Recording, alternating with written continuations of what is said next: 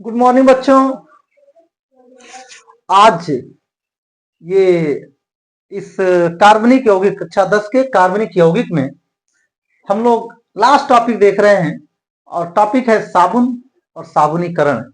Most important topic है, मात्र 10 minute का वीडियो और इसको अच्छे से देख लिए तो 95% चांसेस होती हैं इस क्वेश्चन को एग्जाम में आने की। बहुत ही सिंपल सा टॉपिक है, लेकिन बच्चे देखते हैं, करते नहीं है इसको। आप लोग थोड़ा सा ध्यान दीजिए, 10 मिनट का मात्र टॉपिक है ये। यहां पर पहले सबसे पहला क्वेश्चन क्या बनता है, साबुन क्या है। एक क्वेश्चन ये होता है साबुन क्या है, तो उसकी परिभाषा यहां पर दी गई है। देखिए, उच्च अणुभार वाले मोनोकार्बोक्सिलिक अम्लों के सोडियम तथा पोटेशियम लवण साबुन कहलाते हैं। उच्च अणुभार वाले, उच्च अणुभार, कार्बन की संख्या ज्यादा हो जाएगी। मोनोकार्बोक्सिलिक अम्ल, कार्बोक्सिलिक अम्ल है। और अभी देखे थे कि कार्बोक्सिलिक अम्ल यदि वहां पर फॉर एग्जांपल CH3COONA आया था, इसके पिछले वीडियो में देखे थे हम लोग, तो यहां पर और कुछ नहीं, यही साबुन है। देखिए यहां पर जो हम CH3 दो कार्बन दिख रहे हैं, यहां पर ये 17 और एक 18 कार्बन यहां पे दिख रहे हैं, C17 और H17 दूनी 34 से 35, और उसके बाद COO और यहीं पे Na या C17H35COO, पोटेशियम के भी हो सकता है। तो सोडियम या पोटेशियम, साबुन को समझना इसीलिए जरूरी है कि साबुन है क्या, उच्च अणुभार वाले मोनोकार्बोक्सिलिक अम्लों के, मोनो एक ही कार्बोक्सिलिक अम्ल का है, देखिए कि सोडियम तथा पोटेशियम, सोडियम लवण भी साबुन है और पोटेशियम लवण भी उसका साबुन है। बनते कैसे हैं भाई, तो ये तेलों या वसाओं के तनु NaOH या तनु KOH के द्वारा जल अपघटन से प्राप्त होते हैं। तो यहां पर देखिए यही है वसा, तेल जो घरों में हम लोग खाते हैं। आप घर में भी साबुन बना सकते हैं, मैं एक प्रोसेस बताऊंगा, और यही क्रिया यही है। बहुत सिंपल वे में आप घर में अपने बना सकते हैं साबुन को। जैसे आपका साबुन झाग देता है, हाथ धोने का काम करता है, सब काम वो भी करेगा, बशर्ते कि जो साबुन बन के आते हैं वो बेसिक तो यही रहता है, बस उसमें स्मेल अपने मर्जी के अकॉर्डिंग या और भी एक दो इंग्रेडिएंट्स जैसे कुछ, यदि डेटॉल बन रहा है तो उसमें कुछ और मिला दिया गया जो बैक्टीरिया के लिए होता है। बाकी इसका काम होता है, साबुन का काम होता है क्लिनसिंग एक्शन, तो वो यही है बस। तो इसका इससे रिएक्शन कराते हैं और यहां पर क्या होगा कि इसको देखेंगे हम लोग, तो ये है यही चीज है ये। इसी में OH के बदले, इस OH के बदले क्या लगा हुआ है, C17H35COO लगा हुआ है, C17H35COO लगा हुआ है उसमें, और ये CH2 उस तरह से बना हुआ है। तो ये वसा है, इसमें कार्बन के 3 मॉलिक्यूल, इसी का वो एस्टर एक तरह समझ लीजिए, इसका ग्लिसरॉल से बना हुआ एस्टर, ग्लिसरॉल, इसमें 3 हाइड्रोक्सिल ग्रुप हैं और इन तीनों हाइड्रोक्सिल ग्रुप को कार्बोक्सिलिक एसिड ग्रुप से जुड़ा गया है, तो उसके एस्टर ही यही वसा होते हैं और यही रिएक्शन करके और इससे ये बनाते हैं। आप एग्जाम में आप लोगों के सिर्फ इतना भी आता है, आपको साबुनीकरण क्रिया क्या है, एक तो बताया मैंने साबुन क्या है, इसके लिए है।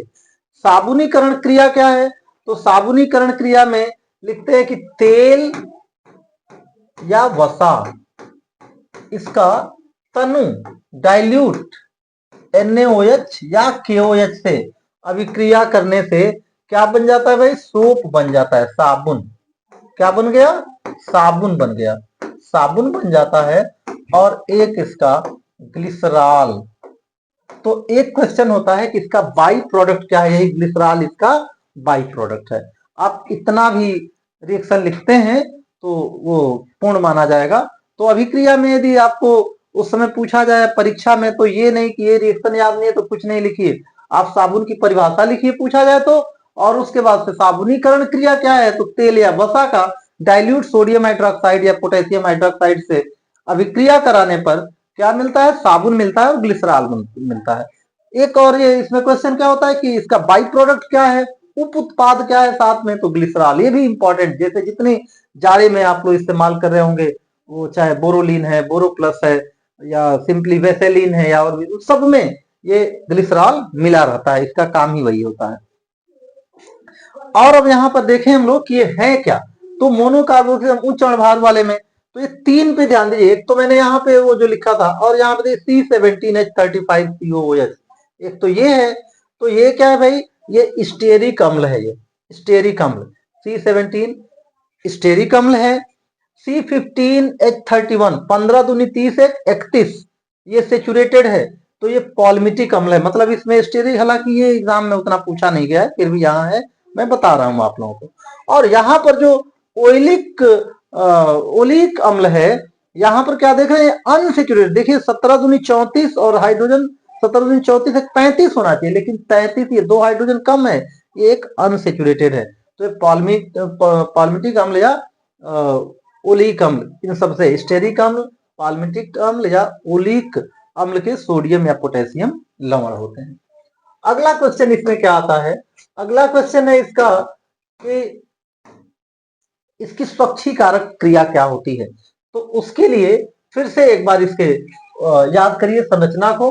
तो इसमें देखिए लंबी चेन वाली CH3 CH2 CH2 CH2 CH2 ऐसे बहुत सारी ऐसे करके, और लास्ट में COO Na, ये CO माइनस और Na प्लस।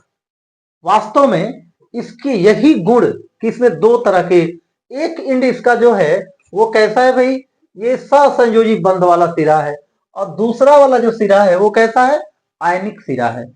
यही जो दो तरह के गुण है इसमें, ये इसके स्वच्छीकारक क्रिया के कारण बनते हैं। एक्चुअली जो डस्ट पार्टिकल्स हैं, मैल हैं, आप सोचिए आपका शर्ट गंदा हो जाएगा तो कैसा हो जाता है, ग्रीस टाइप का हो जाता है, तैलीय हो जाता है। कॉलर वगैरह गंदे होते हैं कैसे, वो तेल तेल जैसा लगता है। तो जो डस्ट होते हैं वो सहसंयोजी बंध वाले कंपोनेंट होते हैं, तो उनकी बॉन्डिंग इससे बनती है सहसंयोजी सिरा से। ये जल विरागी सिरा है, जल में घुलनशील नहीं है। और ये जो आयनिक पार्ट है, ये जल अनुरागी सिरा होता है, इसकी जल में घुलनशीलता अधिक होती है। तो मतलब ये हुआ कि जब जल में वो घुलता है ना, तो साबुन जो ये वाला एंड है इसका, ये जल के साथ अटैच होकर बहुत ही मजबूती से जुड़ जाता है, लेकिन ये वाला एंड जल से जुड़ा नहीं रहता है। अब क्या होता है इसमें कि जो कई साबुन के अणु मिल करके और एक अलग तरह की संरचना बनाते हैं, मिसेल, उसको मिसेल कहते हैं। ये मिसेल का संरचना यहाँ देख लीजिए, पहले ये देख लीजिए मिसेल की संरचना, फिर वापस आते हैं। ये है मिसेल, ये इसका ये CH2 वाला पार्ट है इसका, CH2 ये वाले पार्ट हैं इसके, और ये COO माइनस Na प्लस वाला ये पार्ट है इसका। तो ये चारों ऐसा एक संरचना तैयार करते, बहुत सारे इसके अणु मिल करके साबुन के, और डस्ट पार्टिकल इसी में आके फंस जाता है, क्योंकि डस्ट पार्टिकल जो है वो क्या है भाई, वो तो जल विरागी है, तो ये दोनों एक साथ अटैच हो जाते हैं। तो यही इसके स्वच्छीकारक क्रिया का कारण है। पूछा जाता है कभी कभार कि स्वच्छीकारक क्रिया क्या है, ये लिखने के लिए आता है, इसलिए मैंने ये दिया हुआ है, इसको वीडियो को 1 मिनट रोक करके और ये लिख के प्रैक्टिस कर लीजिएगा। क्या है देखिए, साबुन के अणु ऐसे होते हैं जिसके दोनों सिरों के विभिन्न गुण धर्म होते हैं। जल में मिले एक सिरे को जलरागी कहते हैं, वाटर फिलिक, हाइड्रोफिलिक, और दूसरा हाइड्रोकार्बन में मिले दूसरे सिरे को हाइड्रोफोबिक, जल विरागी सिरा है। क्या है भाई, जल विरागी, एक जल विरागी, और दूसरा सिरा जो है वो क्या है, जल अनुरागी है। एक है जल विरागी, और ये वो किसमें है भाई, जलरागी। ये यहाँ पे फिर से एक बार, साबुन के अणु ऐसे होते हैं जिनके दोनों सिरों के विभिन्न गुणधर्म होते हैं। जल में विले एक सिरे को जलरागी, वाटर फिलिक, हाइड्रोफिलिक, और हाइड्रोकार्बन में विले दूसरे सिरे को जल विरागी कहते हैं। जब साबुन जल की सतह पर होता है तब इसके अणु अपने को एक गुच्छ के रूप में, जो गुच्छ बनता है ना, वही मिसेल होता है, गुच्छ के रूप में व्यवस्थित कर लेते हैं, जिसमें आयनिक सिरा जल के अंदर होता है, जबकि क्योंकि जल से उसकी अटैचमेंट अच्छी है, जबकि हाइड्रोकार्बन पुंज जल के बाहर होती है। इस संरचना को मिसेल कहते हैं। मिसेल के रूप में साबुन स्वच्छ करने में सक्षम होता है, क्योंकि तेलीय मैल मिसेल के केंद्र में एकत्र हो जाते हैं और मिसेल विलयन में कोलाइड के रूप में बने रहते हैं तथा आयन आयन विकर्षण के कारण वे अवक्षेपित नहीं होते हैं, वे जाके कहीं जमेंगे नहीं। जब साबुन वाले, ये लाइन लिखना मत भूलिएगा, जब साबुन वाले पानी में कपड़े को कचारते हैं तो मैल के अणु मिसेल के बीच में फंसकर धोते समय बाहर आ जाते हैं। इतनी चीज लिखनी होती है स्वच्छीकारक क्रिया में। और ये चित्र बनाइएगा, चित्र भी जरूर बना दीजिएगा। ये इसका मिसेल क्या है, तो मिसेल लिखते समय चित्र भी बना दीजिएगा। और यहीं पे इसका मैल आकर के इसमें फंस जाता है, और जब वो कपड़े को कचारते हैं तो इसमें आके रुका रहता है, और फिर साथ में वाटर से जब धोते हैं खंगारते समय वाटर के साथ बह के बाहर निकल जाता है। अब यहाँ पे साबुन दो प्रकार के, अभी देखे थे हम लोग कि सोडियम और पोटेशियम दोनों, तो वही दो प्रकार के होते हैं। साबुन दो प्रकार के होते हैं, मृदु साबुन तथा कठोर साबुन। तो पोटेशियम मृदु साबुन कौन है, जिसमें पोटेशियम लवण जो उसके होते हैं, ये मृदु होते हैं, और जो सोडियम साबुन है वो कठोर होते हैं। तो पोटेशियम साबुन का यूज नहाने वहाने के लिए यूज कर लेते हैं, और उसका यूज किस लिए करते हैं, कपड़े धोने में यूज कर लेते हैं। यहां क्या देखते हैं, एक चीज और आता है, ये देखा गया कि साबुन कठोर जल के साथ वर्क नहीं कर पाते हैं। किसके साथ वर्क नहीं कर पाते हैं, साबुन कठोर जल के साथ वर्क नहीं कर पाते हैं। तो उसके लिए क्या करते हैं हम लोग, एक और दूसरा चीज जो कि साबुन का काम तो करता है लेकिन साबुन नहीं है, उसका इस्तेमाल करते हैं, और वो कहलाते हैं अपमार्जक डिटर्जेंट्स। तो यहां पे देखिए, जिस जल में हाइड्रोजन कार्बोनेट, कैल्शियम या मैग्नीशियम के क्लोराइड या सल्फेट घुले रहते हैं उसे कठोर जल, कभी कभार आ जाता है कि कठोर जल क्या होते हैं। तो जिस जल में हाइड्रोजन कार्बोनेट,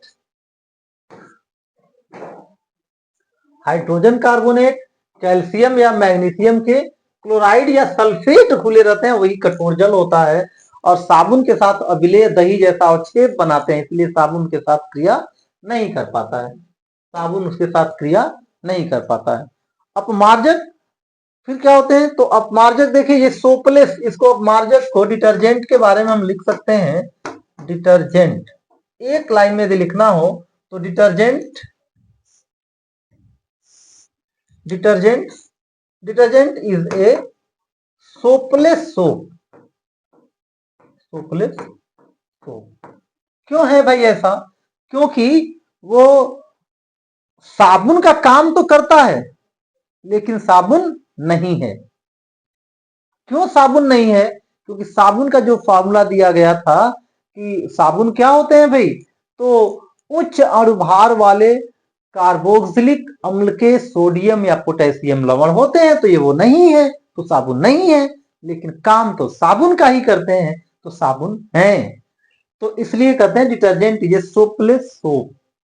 अपमार्जक लंबी कार्बोक्सिलिक अम्ल श्रृंखला के डेफिनेशन में बस अंतर है, काम वही है, उससे बेटर वर्क है इसका। तो अपमार्जक लंबी कार्बोक्सिलिक अम्ल श्रृंखला के अमोनियम एवं सल्फोनेट लवण होते हैं। ये देखिए इसका, ये बेंजीन है, अल्काइल प्रतिस्थापित बेंजीन सल्फोनेट का सोडियम लवण, ये होते हैं अपमार्जक। यहाँ पे देखिए ये लंबी श्रृंखला है कार्बन की, CH3 CH2 CH2 CH2 CH2 बहुत लंबी, और उसके बाद ये बेंजीन होता है, बेंजीन ऐसा होगा, ये होता है बेंजीन, सी सी सी सी सी सी सब जगह H H H H CH6, मतलब ये फॉर्मूला होता है C6H6। ये दो हाइड्रोजन यहाँ से निकलते हैं, और एक तरफ ये जुड़ गया, लंबी कार्बन श्रृंखला जुड़ गई, और दूसरी तरफ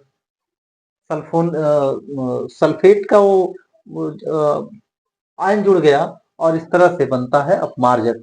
और जहां सोप काम नहीं कर पाता है वहां पर ये काम करते हैं। फिर एक इंपॉर्टेंट क्वेश्चन होता है साबुन और अपमार्जक में अंतर, तो ये इस वीडियो में नहीं है, अगले वीडियो में हम लोग देखेंगे। ये छोटा सा वीडियो आपके परीक्षा के लिए बहुत ही इंपॉर्टेंट है।